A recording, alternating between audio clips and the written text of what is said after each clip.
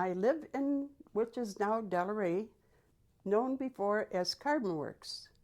And I've lived here for 90 years. I was born here, raised here, and I intend to stay here. Perfect. So why don't you tell me, in all those years, what was the neighborhood like way back when? Neighborhood back then was wonderful. Every family had about 4, 5, 6 children. Some had 10 and 12. And it was really vibrant. Your doors were open. You can go to anyone's house. You know, you were treated wonderfully. And it was the good old days. I mean, not people didn't have money at that time, but they appreciated one another. And they all helped each other with whatever they were doing. You know, you had your own gardens, you had your own chickens, and weddings were wonderful. Weddings would last a whole week when somebody was getting married. It was just great. And of course, we had a grocery store, and my brother had a pool room.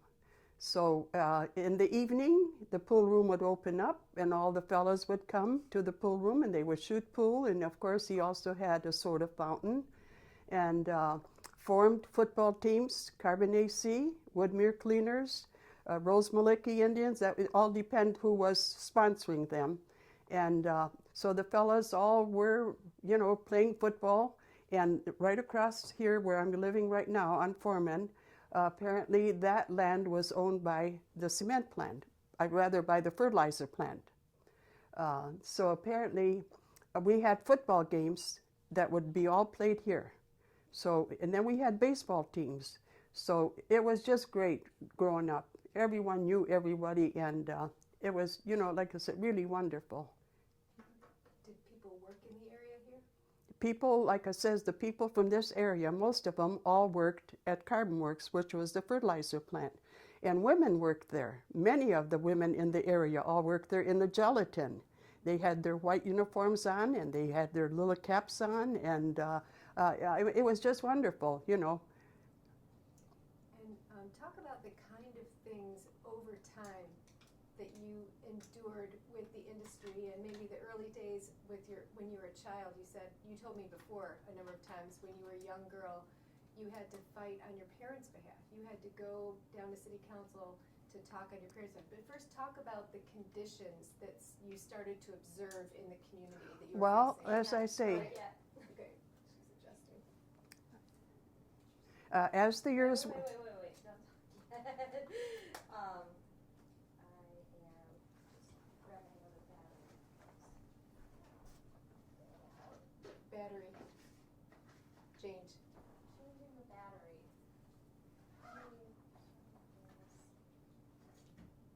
Keep going. Sorry about that. Is there anything?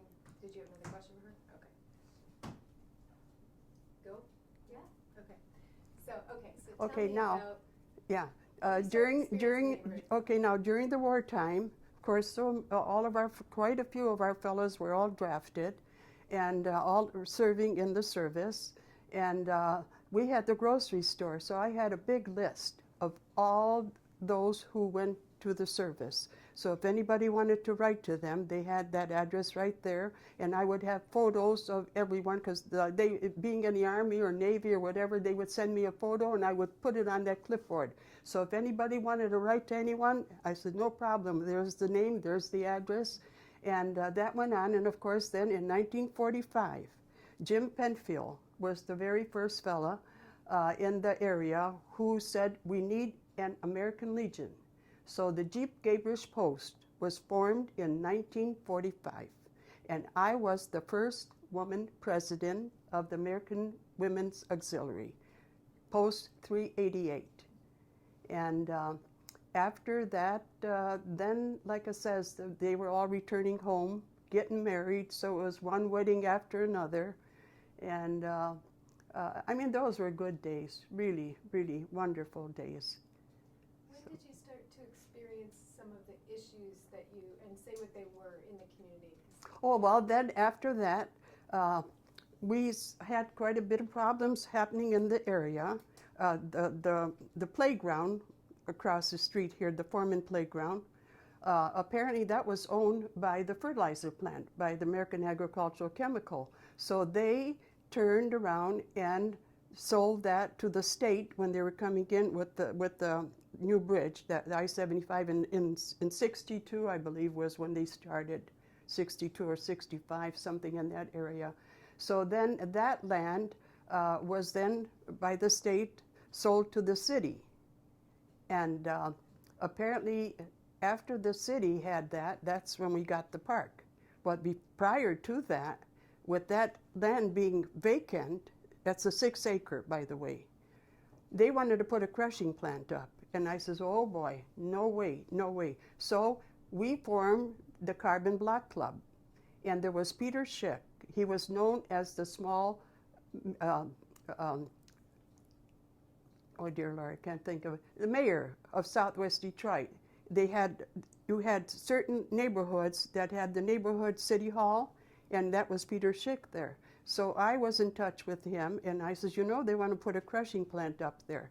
So apparently what we did is we turned around and we formed the Carbon Block Club, and through his efforts, it was registered with the state of Michigan in 1971. I have papers there, by the way. And then in 1975, it was registered with the city of Detroit, Mayor Young then being the mayor. So apparently we had that park, and I would get all the people together and buy the carloads. We would go downtown, and I says, here we go. So I am in front of the council arguing the point that we don't need a crushing plant. We've got a wonderful area, mostly all Polish and Hungarian that lived in this section. So we won that case, and after that then came, they wanted to put, a slaughterhouse. And I says, no, I don't think we need a slaughterhouse either. Back again with the people, downtown we went again. Then we were getting all kind of trucks coming from all ends, heavy, heavy trucks. So back again to the city council, and an ordinance was passed, I believe in 1972, no through trucks. The sign was at Carbon and Dearborn. The pole is there, but that sign was knocked down. It was never replaced. And there's one, I believe, at Reisner and 4th Street that was posted, no through trucks. So they couldn't come through here because it was terrible, terrible with the trucks. So, and that was the time when there was Irma Henderson, Mary Emma Mahaffey, Clyde Cleveland, Nicholas Hood, David Eberhardt, Tony Wierzbicki, let's see, I'm trying to think, Van Sickle, I believe, was a councilman at that time. So that was, you know, way back, but back and forth with the council, but we always were on the winning side. The council was with us. They were good. They were good. So we were able to have that. So what they did is we had the football teams. So like I said, they were playing football there every Sunday. They had baseball teams. And so that was the way that went on. And then, of course, later, when our Jeep Gabrish Post was formed, we had a lot right by the railroad track that used to be a boarding house, because those people, men who lived there, all worked at the fertilizer plant. Well, when that was knocked down, that land by American Agricultural Carbon Works was given to the Legion. And that's where the Legion had their cannon. That's a real cannon, by the way. And that was there at all times, except a few years back here where they stole it, but it was recovered. And now it's by the Carbon Athletic Club is where they keep the stand there. So, but outside of that, when it was the day after Easter, it was, we called it Dingush Day, where everybody would get wet. And on many occasions, my brothers would go next door. There was the 4 girls there in the brick home. They'd crawl up that steps, up that porch with the bucket of water, and they'd get in that house, and boy, everybody got wet. It didn't matter who it was. You were really, really getting sprinkled good, you know. And the fellas coming to the pool room, that we had the hose there by the store. They'd get that hose, and they would chase each other down the street. And I mean, it was fun all the way through. Just great. Wonderful days compared to what it is today, you know. So. So you scoot your chair about 6 inches towards the I window. have to ask you, is her collar, do you mean for the mic to be where it is? See how her collar is? Gonna move, you want the chair moved? Just About like, 6 inches? oh yeah, 6 inches. The lights changed. Well, a let me little get bit. off. Oh yeah, I'll. Yeah, you should, yeah, let it go. Colors. About That here. way, Yep, closer that way? that's exactly what I. Yeah. Okay. Exactly right. Then you can move that so she can see There it. you go. Sorry, this is so arduous. It's No, just, that's okay. It's just the There's way that wire again. Whoops. things go.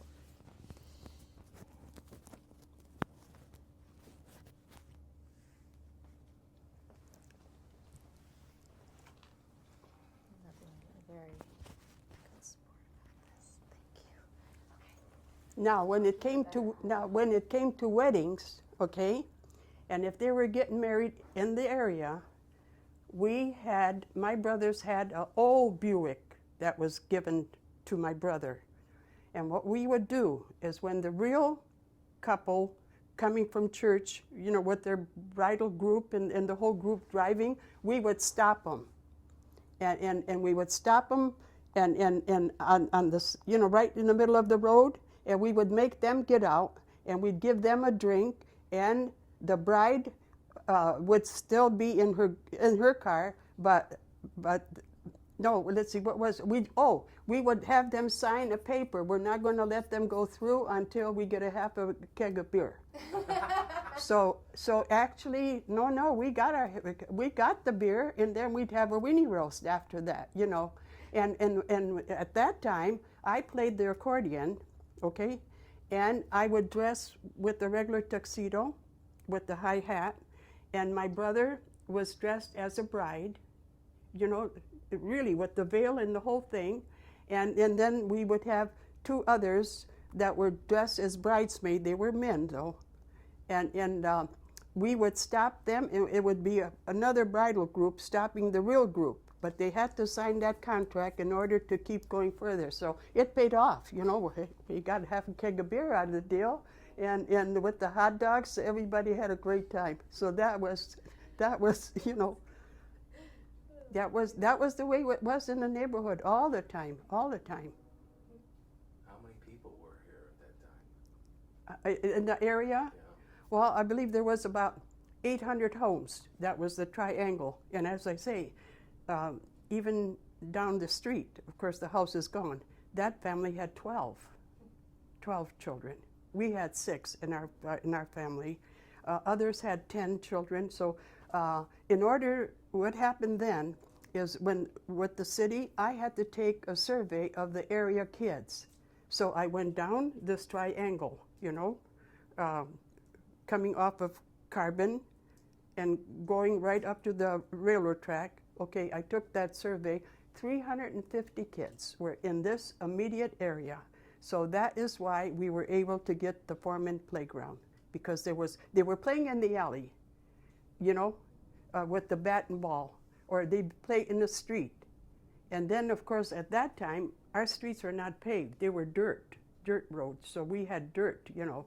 But our games consist of going and making little holes and throwing the little ball, or playing hide and seek. That was our games. And then at 9 o'clock, our parents would yell our name, "Come on in," and we went home. We didn't stay out. They knew exactly where we were, and going to school even. If anything was wrong in school, the nun says, "I'm calling your parents." Oh my God, everybody would be shaking, you know.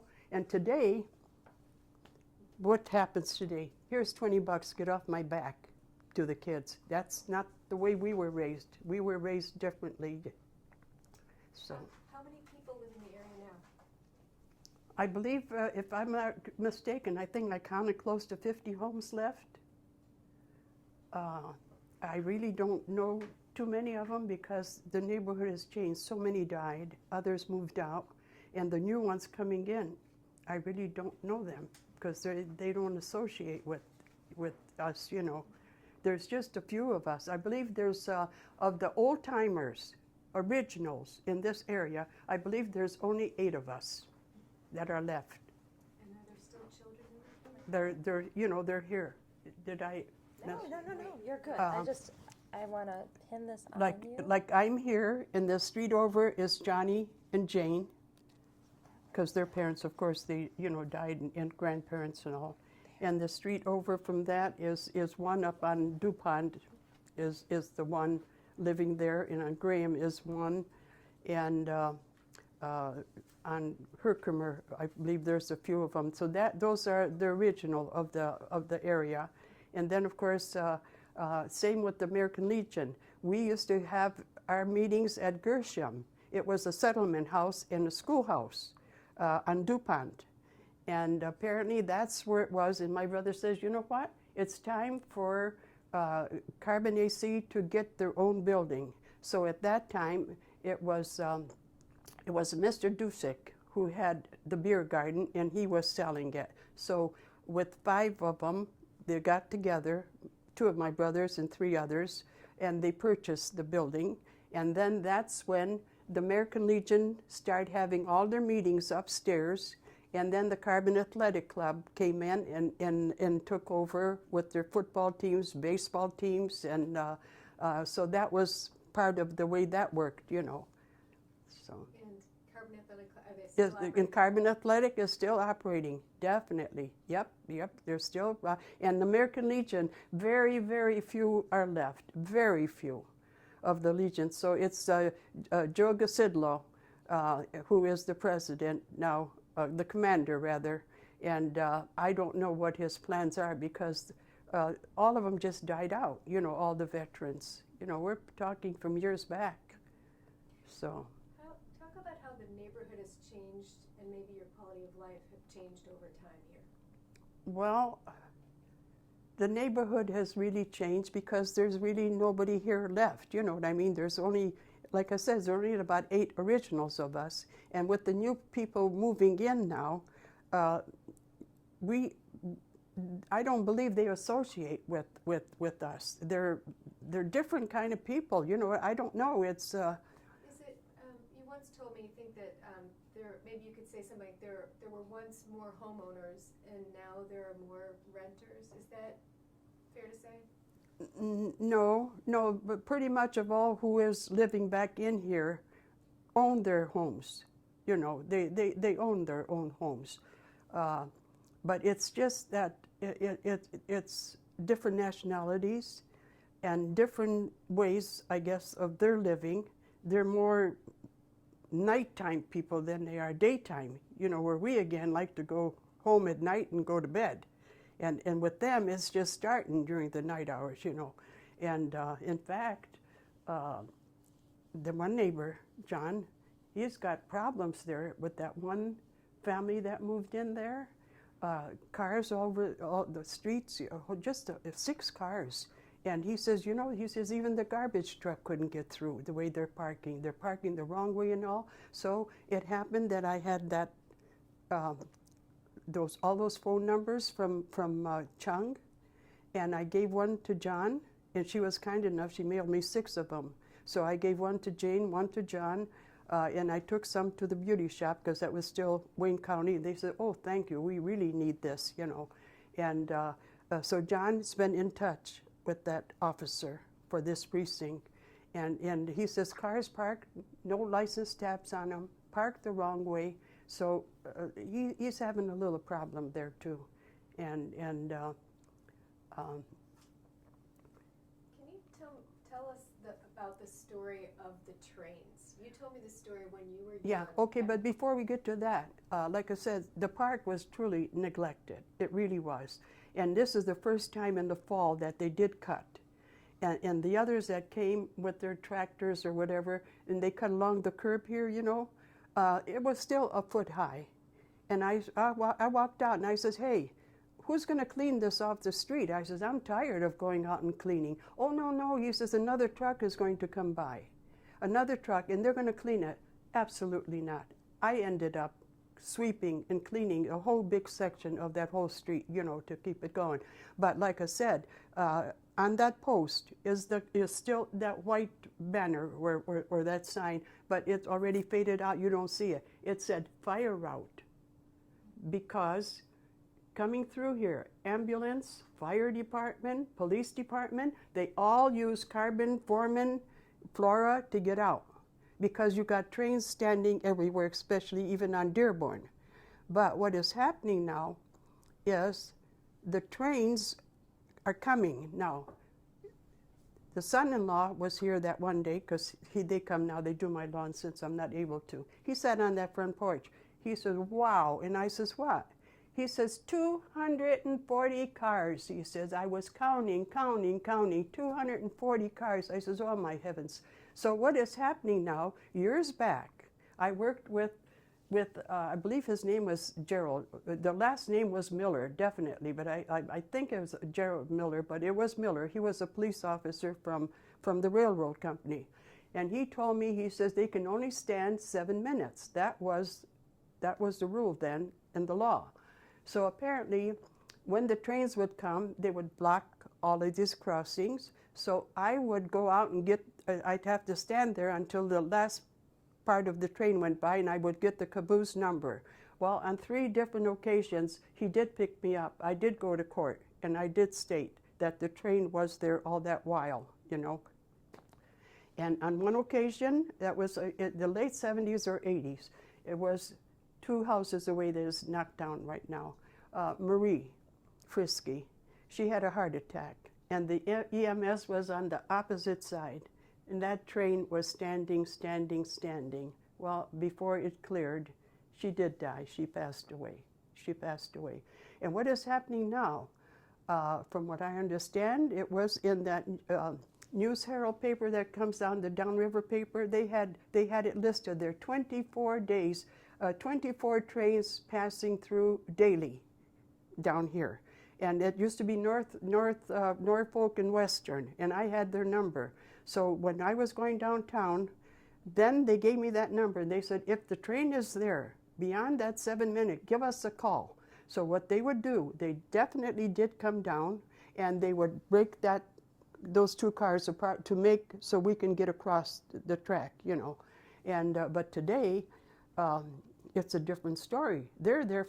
That Sunday I was returning, I says, oh boy, 40 minutes already. I'm waiting and waiting and waiting. Finally, I turned around and I went down back to Flora, to 4th Street, to Dearborn. I says, oh boy, he's on that track too. It's, you know, it's all blocked, all crossings. So I had backed up again Woodmere, went down 4th Street, went to Harbo to Melville, to Dearborn to get on that side of the track to come home. But on certain occasions, you got the train coming from behind the cement plant, and you got the train coming from here. So you're sandwiched in. So what we need is a canoe to get across the river to get out of here, you know?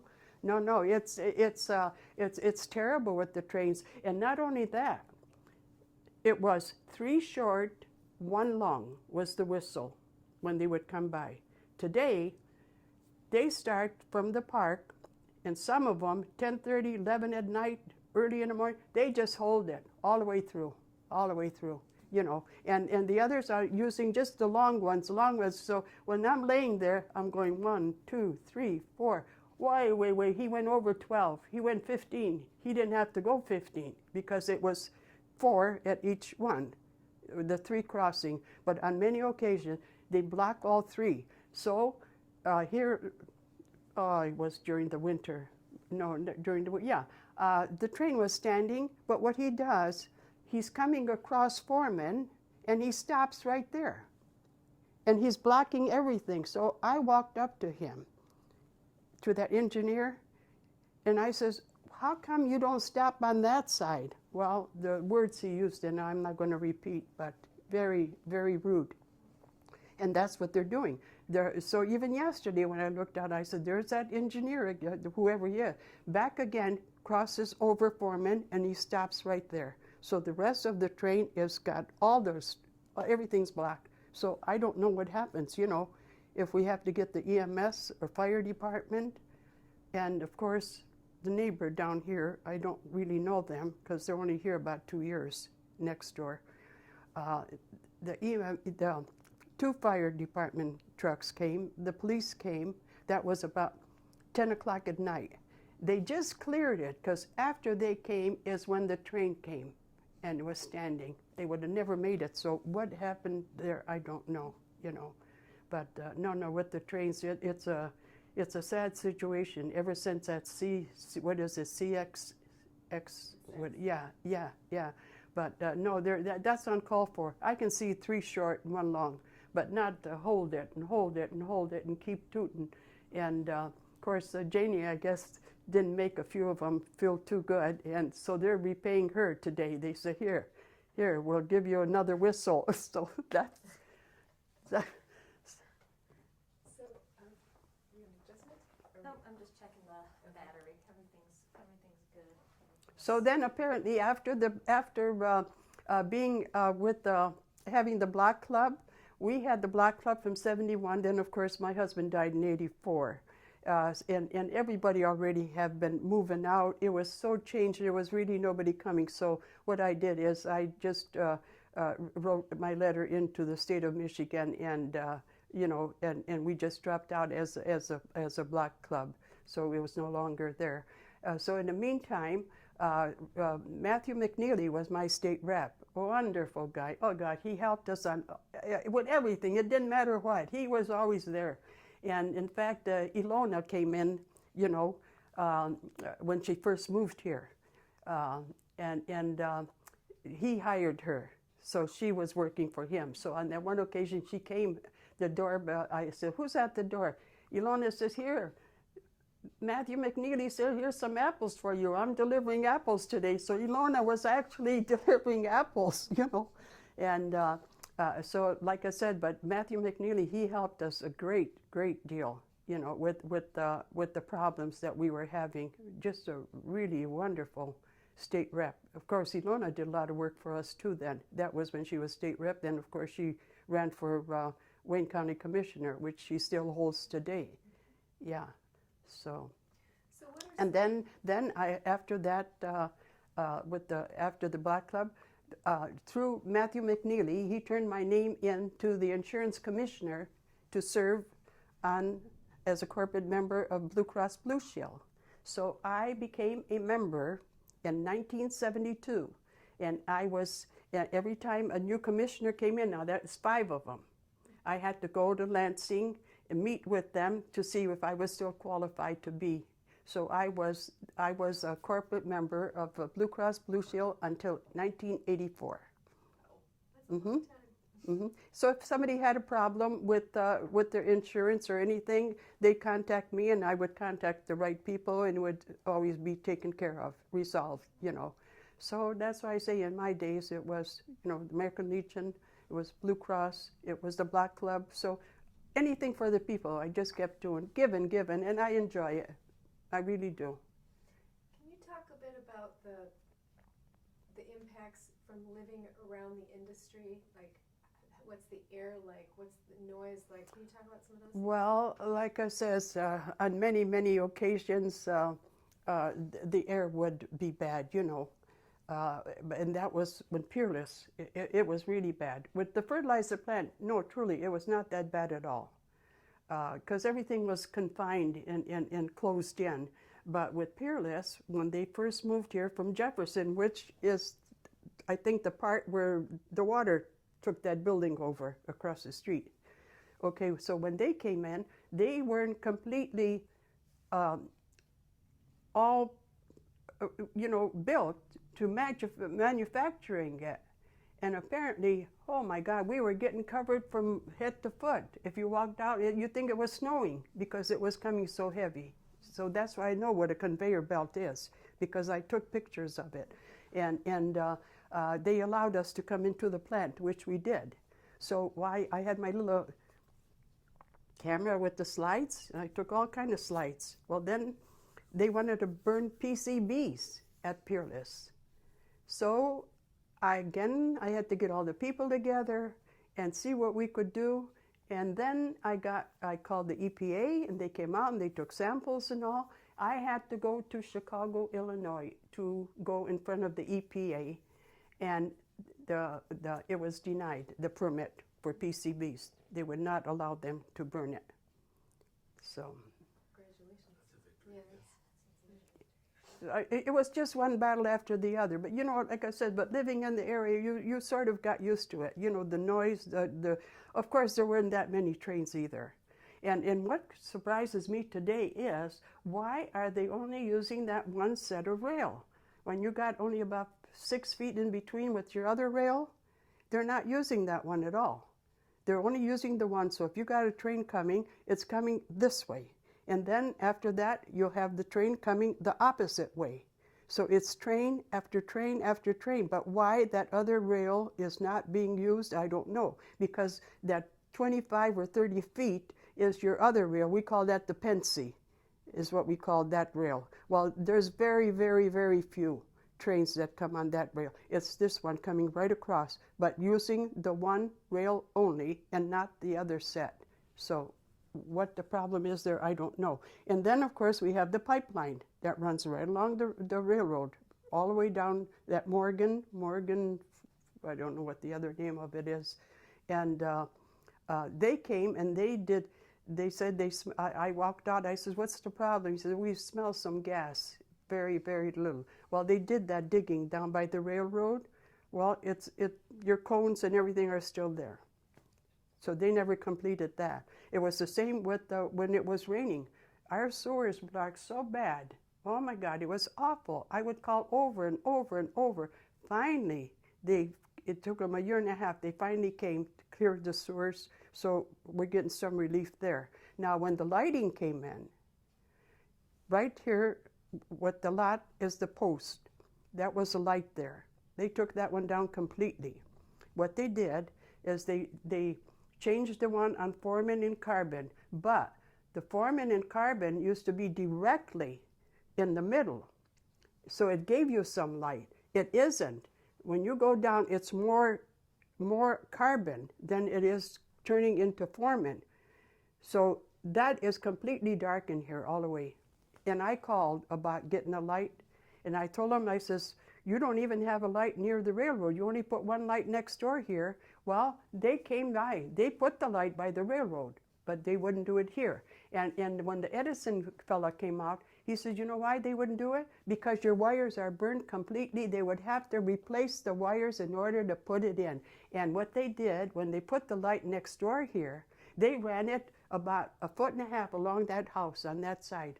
And they connected it to the transformer in the alley.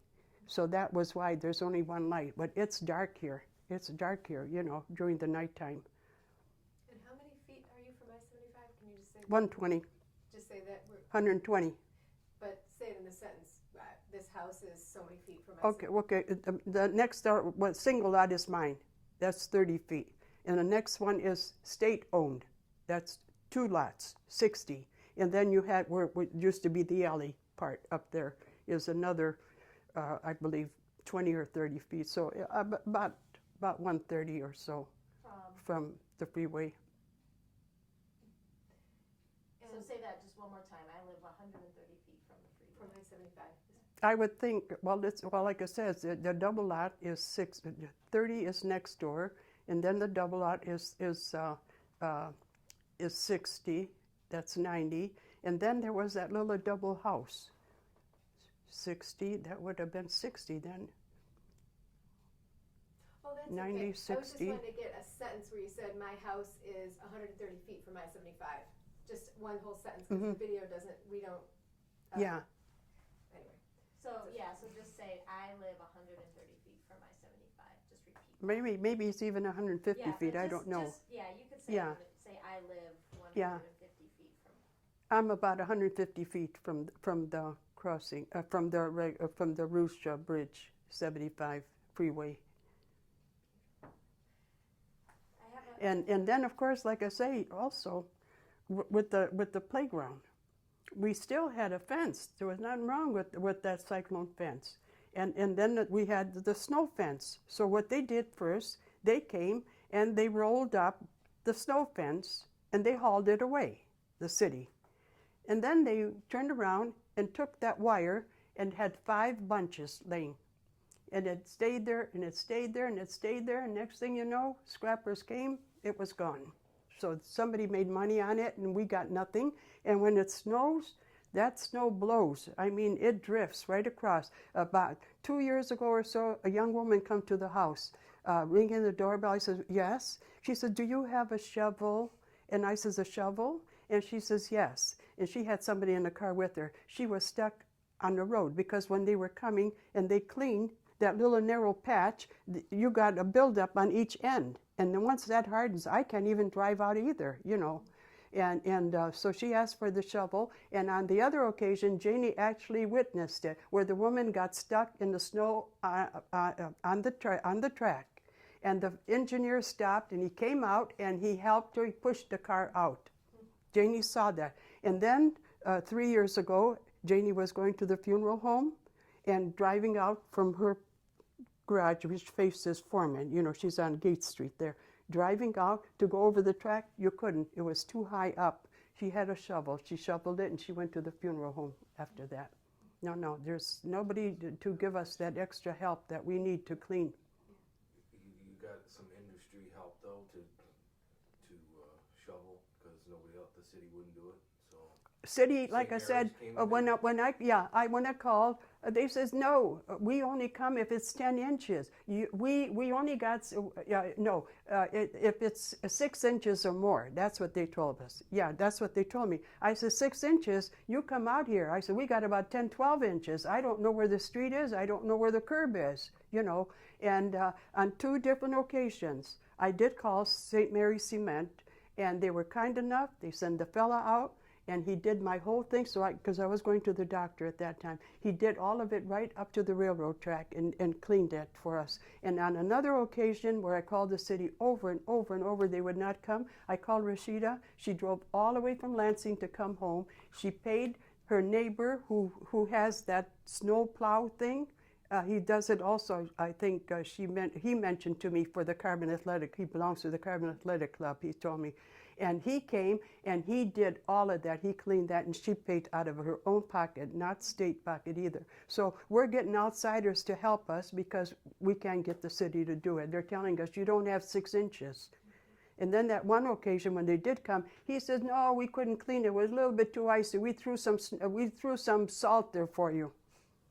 Why do you think the city is not helping in this area? Why is it that? Well, if they would clean properly, you know, and give us, because like I say, this is supposed to be a fire route.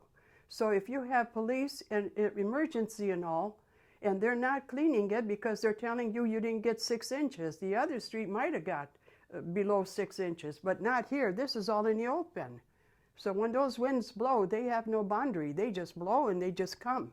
And you cover up and you don't know what it is. You know, are you going to make it across the track? And I thought for a while, I believe on one occasion the city says it's for the railroad to clean it up there, not for us to do it. So we don't have anyone that'll go in between the 2 railroad tracks because the city claims it's not their problem and railroad doesn't even bother. So I think that also the general question, why don't you think the city is doing the services in this area the way that they should? Well, I don't know. We're just neglected. We have representation, but maybe if I was on the council, it would be a different story. And let me tell you, I did run for the council in '72. And I belonged to the Southwest Association at that time, and I was serving Blue Cross at that time. It was Tom Turner from the AFL-CIO. It was Mr. Woods from another, you know, he was president of what was it? Well, let's see, let's see. Tom Turner was one, Wood was the other. I worked with on being this corporate member, met doctors and everybody, and I says, I don't have a college degree. And they says, you know what, Mary? With your knowledge, you couldn't get that in college, is exactly what they told me, you know. And so apparently, when the voting came, it was a big doing at Sammy's on Verner. And I lost by 620 votes to Irma Henderson. And turned around, when I lost, Tom Turner says, why didn't you tell us you were running? I says, well, I'll tell you why. I didn't want anyone else to back me up because I would be on a string and I would have to do it their way. I knew what the problems were. I wanted to do it my way because I knew the problems. And here I would probably be told, we don't want you to do this, you should do this and that is why. And they felt bad because they did not know. But I actually lost to Irma by 620 votes. I have one more question. Or I have a question. Why? It sounds like it's more trouble than it's worth to live in this area. Why do you choose to live here, given everything you've just said?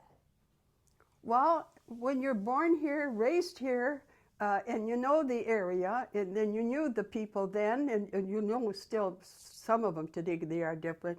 It's your home. You know, hey, 90 years is a long time, let me tell you. It's not 5 or 10 years. It's 90 years. So growing up here and knowing the area, this is my home. And I intend to stay here. If I have to be the last one to wave everybody else, I'm still here. So when they come in, you'll see every so often, they're driving through the area. Oh, hi, Mary. Oh, God, do we miss our area? It's not like before. You know, we could afford it. Now, we ain't got a penny to our name. We can't keep up with our bills, and the people are different. Your neighbors are not. I says, yep. I says, I'm still here to greet you. So when they come, I still greet them, you know. And so that's the way it goes. Yeah. And even those who moved out of town to different states, anytime they came in, they were right at my door to say hello and how am I doing. Isn't that a funny phenomenon, though? I've seen that so many times where people come Yeah, through the neighborhood just exactly. to look, just to see. Yeah, Because they used to yeah. live here. And then when they talk to you, they say, "Oh my heavens, did it ever change? What happened? This is gone and that is gone." I says, "Yep, not too many, but we're still holding up the fort. We're still staying. I'm staying." Jane said, "I ain't moving." John says, "I ain't moving out of here either. I'm staying here." I says, "Okay, John, I'm with you." So. So Oh, what do you dear. think, being that you want to stay here, what do you think that people, the city, the state, whoever, what should the powers that be doing to help? This Well, for community? one, I'm being very honest. They should keep fauna and flora in that cleared, definitely. I don't know with the freeway, what's going to happen when they start breaking that concrete right over the S-turn, because that's got to come down. So if they close off, then we only have one exit. And with the one exit and your trains, what do you do? That's my concern, you know. But I think they should really keep the main street. Well, like Rico said, it's not a main street. To you it's not, but to us it is a main street, because they'll come off the gates down Carbon to go out this way. And now what is happening with the I-75 being closed, a few of them already have learned the route. I guess they figure they don't want to wait for the light at Woodmere, at Dearborn, to get across the Rouge Bridge here, the Miller Bridge. So what they're doing, so that one occasion John called, he says, "Hey, did you see all those cars?" I says, "Where?" I says, "I'm in the kitchen, I'm not bothering with what's in the front." He said, "Take a look." I counted 1, 2, 3, 4, 5, and they still got stopped by the train. I counted 14. They were around the corner on Carbon. So what they're doing now, even these bigger trucks are starting to come through here. So then that way they eliminate the traffic that's held up all the way from Miller to Dearborn to Woodmere. So that gives them a little more leeway to go through here. So that is what is happening now. Yeah. Let me ask. Can I ask a couple more? Yeah. Could you talk about the history of this home in your family? You're not, you didn't buy this home. Your family bought this home. We had the grocery store. My dad owned 5 homes in the area. It was a duplex next door, and this was another home, and another one was up on Carbon, and another one was at Herkimer in Carbon, and then we had the grocery store on the street over. So he had 5 homes. And then when the grocery store closed, this is where we picked this one. You know, of course, my dad was dead then already with my mom. So we came here, and I stayed here. So this home actually was built in 1928. And then the addition was put on in 54, which was the basement and in the back part of the home. So that's why I say you got 10-foot ceilings, not 8-foot like the other places, you know. But many homes in the area had their ceilings lowered. So, yeah, but it's still holding up, except I always did all the painting, wallpapering, grass cutting, and I wasn't able to cut or paint the outside, which I normally did. I always did the whole outside and the windows. The only thing is I couldn't get the peak of the house, but outside of that, I'd be painting up there all the time. And I had one fella that was supposed to come out, a handyman, and he never showed. But this year it'll be different because it's going to, even with the fallout, whatever, it'll be maintained on the outside, definitely. And let me ask, what if, like, you have organized your community so many times to fight back against the city selfishness of the industry. What did you learn about community organizing? You know, what knowledge can you share with people about what it takes to get people together to pressure power? Well, let me just say it takes a leader to try to organize and get people behind, you know. But of course, today there's not that many left in this area. So, and not knowing who they are, I don't think they would even care, you know, to participate or that. But at that time, when I organized the Black Club, because I saw too many things were happening and we needed help badly, so that was when I stepped in and I thought, well, fine. I'll organize the Black Club, and we'll meet every month, whatever problems they have. And people would have a crack in their sidewalk, and they would call and say, Mary, how can we get that done by the city? It's a city sidewalk or so. It didn't matter what it was, small things. But they would call, and I would do everything I possibly could, you know, to help them. So it takes somebody who wants to really devote their life if they want to help other people, you know. And that was in me. It was in me to give rather than receive. So. And then the last one I have is, what did your family ever experience health problems because of the industry in this area? How do you mean? Like repairs to the house or anything? Health, like your lungs or your heart or did anyone ever get cancer? Or? Well, we had a few people who had that black, what is it, you know, from the cosmic black, I guess, that they worked in the industry in all those years. But no, outside of that was just normal deaths, you know, just old age, because believe me, they all really lived to an old age, many of the people in the area. And I mean, I'm surprised at myself even, you know, with all the fallout and everything. Of course, I got aches and pains, so I can't say I don't, but I'm still hanging in there. So when you come to think of it, with all the pollution that was going on all the years, and I don't know how many times I had Mr. Zabik, that was Wayne County. They were good, the Wayne County Air Pollution Department. But the Michigan Department, a little differently. But Zabik, he was here all the time, and no matter what he could do for us, he made sure he did it. Just letting people know for the next interview. So one thought I had, you're asking, do you want any more organizing type questions you're asking here? No, but also, do we want to talk about the new bridge at all? Well, I don't know. See, the impacts aren't direct here, but I was going to ask a related question. Okay, cool. And yeah, any other questions? The question I have is when you were off, there was no offer made when they were putting the 75 bridge in. No. When they were putting the I-75 in, all the homes that were on Carbon Street, they had no choice. The state actually, what is the eminent domain? Okay, now people there bought homes. They paid $5,000, $6,000 for them.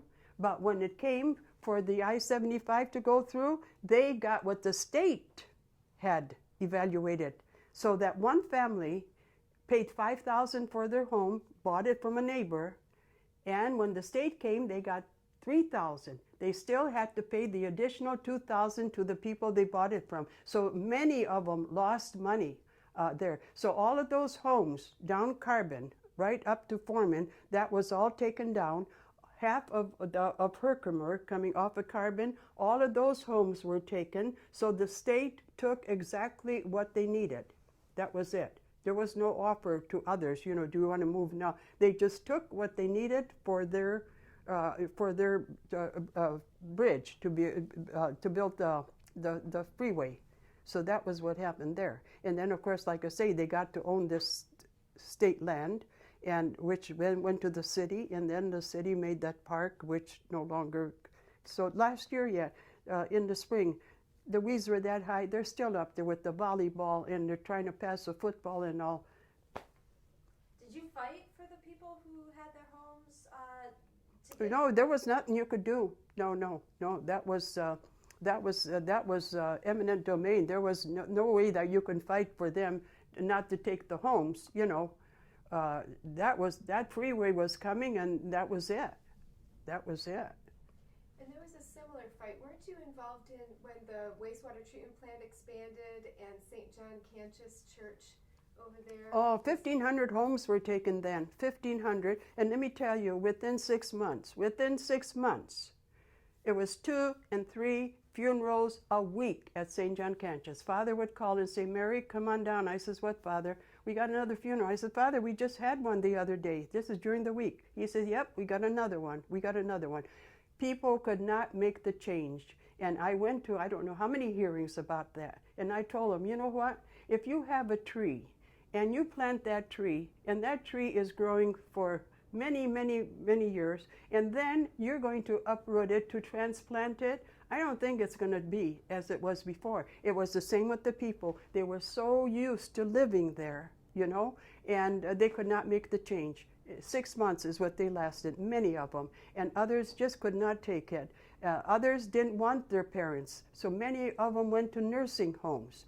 The young ones who bought homes, especially the one who spoke to me, I bought a home in Ellen Park. She says, I can't keep up with my payments. I just can't do it, So that is what happened. It was terrible. It was terrible. People were dying terribly, terribly. I feel for those who lived all those years in going for that Gordie Howe Bridge, It's all right for renters, because renters, they pick up, they're here, they're there, they keep on moving. But for others who lived there so many, many years, it's a heartbreak to try to pick up and get out of there and keep going, But no, they could not make the change. And that was funeral after funeral at St. John's. And can you say what project that was for? Just say, That was for the expansion of the sewage department. And at that time, it was so bad because many of them, we were told, were all ex-prisoners. They were hired. And there was that one meeting where they said they're giving them a pamphlet so they can read to know what they're doing. And it was terrible. And then there was a woman from Winder, I believe she was from Winder, Barusa, or whatever her name was. She says they were buying equipment to repair, coming in one door and hauling it out to the back door. They were stealing the equipment. They didn't have the equipment to work with because they were buying it, and others were just taking it and stealing it. So with the sewage plant, it was bad. The smell, the smell was horrible, horrible. And on that one occasion, I called, I don't know who the mayor was. I says, come on down. I says, I'll offer you a cup of coffee and you can smell the same thing I'm smelling. So. Do you still smell that? Pardon? Do you still smell it? No, but I'm just wondering, sometimes, but not that often. But my concern now is with this going on this belt or whatever, and if there's a breakdown, what happens if the sludge is left behind? Is it really covered? The smell? Oh, that's what we were told. They were putting some kind of, oh dear Lord, something order to smell like flowers or something. I said, far from it. And on that one occasion, we actually had where it fell in parts. Yeah, with the winds in the incinerators. Yeah. So. Do you smell the diesel from the trucks on the bridge at all? No. You don't? No. So things that we were talking with residents about is how truck traffic with the new bridge is supposed to double. And so you currently have noise on the bridge here. If truck traffic doubles, is that some, can you talk about, is that a concern for you and residents here? No, you know what? At my age, I'm not even concerned about it. I mean, 90 is quite an age, and I can see if I was 20 or 25. But no, at 90, I get up in the morning. I'm still able to drive. I go and I do lots of walking in the supermarket. I buy things I don't need, but I got to keep going. At least I'm going aisle to aisle, and exercise is one of the best things. So many times I'll go somewhere and they say, "How old did you say you were?" And I said, "I told you I was 90. Oh my God, I wouldn't believe it, I said, "Well, that's the outside. You can take a car and shine it up." I said, "But the inside, the motor's shot. It's gone." So, oh dear. So. I have just 2 minutes. Yeah. So recently there was the cement dust. Can you just tell us a little about the cement dust and what you're experiencing in the neighborhood now because of? Well, like I said, the St. Mary's, they've been good. They really have. Of course, when I talked to this Linda, she turned around and she said, "Hey, but don't forget, you are getting some dust from all that breaking and cracking in the winds. There's no barrier. When the wind blows, it blows." And then, of course, Marathon, these last months already, I don't know for how long, when you wipe your car, it's pitch black. That's not cement. That's got to be coming from Marathon. It's just a black, it'll look clear on your window, but when you're wiping it, you got a black film. So on that one occasion where we had to get our cars washed, and they couldn't pinpoint it, and I went to the insurance company, they were trying to figure out. And when the fella came from the pollution, EPA, he says, "I'm stationed at Marathon." I said, "You are?" He says, "Yeah." He says, "That's where I'm stationed at Marathon now." I says, "Well, did that come from Marathon?" "Well," he says, "it could have been the steel mill up there by Ford's, and it could have been," he had so many could have beens that I says, "Why don't you just come out and tell us?" I went to get the car washed at Auto Drive in Dix. He says, "You know what? That's from Marathon." He come right out. He says, "I got so many cars I'm washing. That is where that's coming from." So, so that's about